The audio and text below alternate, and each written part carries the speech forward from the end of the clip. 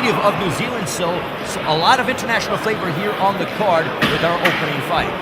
Rob Ben's being a Kiwi, it's evident that he's going to have that heart and determination, like he's one of the New Zealand All Blacks.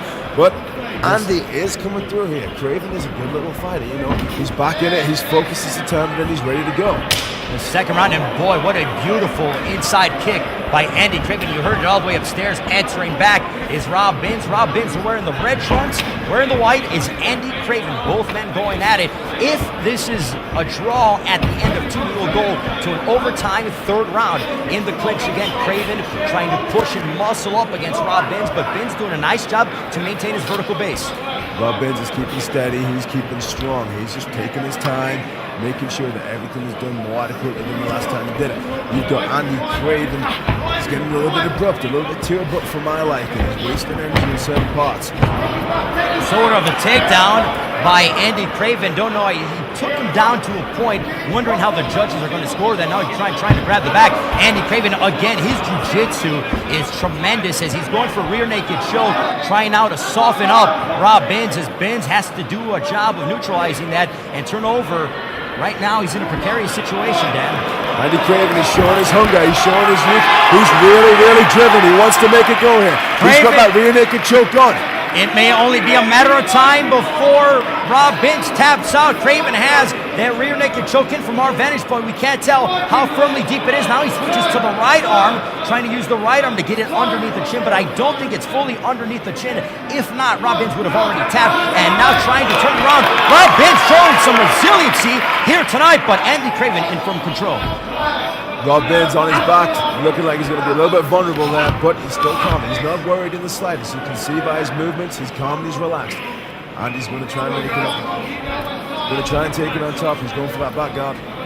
Binns is trying to turn to his back to escape out of the back door, but still, Andy Craven showing a tremendous job of body control. Now he's looking possibly for an armbar. He's trying to secure that right arm of Rob Binns, but Binns not allowing him to have it.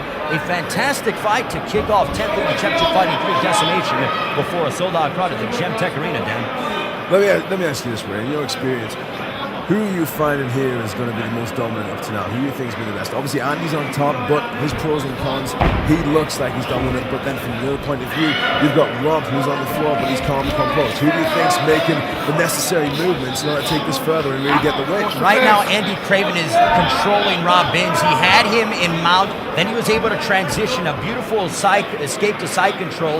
Whereas if this was a semi-pro fight 10 seconds to go in the second round, he would have been able to blast him to the head and really lay him to his head, but because this is amateur rules, no hitting to the head here at the Gemtech Arena, and that ends the second round. It'll go to the judges, and that ends the fight as of right now. As the fans show some appreciation, Binns, it doesn't seem like he's happy with his performance. Andy Craven did a fantastic job tonight, and it appears as if he may be in line for the victory, but then again, that first round was very close, Dan. It was extremely close. Both guys gave it their all. Both guys was non-stop action from the beginning to the end. It's going to be so close. I really don't know which way to go for this time. There you see Alan Orr in the corner of Rob Binns. The guys at Iron Wolves, without question, are always trained in tip-top physical shape, learning under the tutelage of Alan Orr. Likewise, the fight industry, they have a fantastic camp in their own right. Here in the UK, mixed martial arts is alive and well. It's so many great athletes with fantastic gyms and teams that really push their fighters to the limit, trying to catapult them to that next level to a show like 10th Legion Championship Fighting. When you get into a stage like 10th Legion, you've got to bring your A game. If you come here with anything less, you're wasting your time and you're going to get knocked out. These two guys here just delivered a performance, the epitome of what 10th Legion is about, and that is the best grade out there here today. We saw a wide variety, and now we will send it up to our ring announcer, Steve Jordan, who may have, who I believe has a decision, wondering to see if it is going to be a third round or not. Talking with Alan Orr and also, and we go to our ring announcer, Steve Jordan, who has the official decision. Ladies and gentlemen, after 2 rounds from this amateur fight here this evening, and our first fight, the winner from our judges with a unanimous decision, in the blue corner, representing Fight Ministry, Andy Craven.